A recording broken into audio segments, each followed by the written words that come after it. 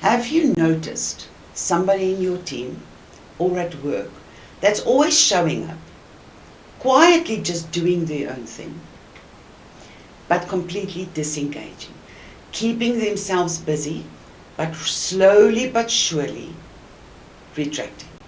What is important for us to really focus on when somebody is quiet? Are they productive or are they hiding? Are they disconnecting?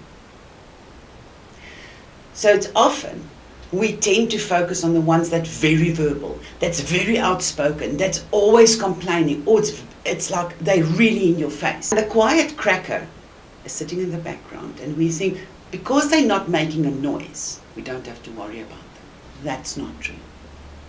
We need to make sure that each individual is being seen and validated. When the person is starting to slowly retract and becoming quiet, really have enough check-in times with each of the employees to make sure where they are at. The fact that the person is not making a lot of noise does not mean that they're okay.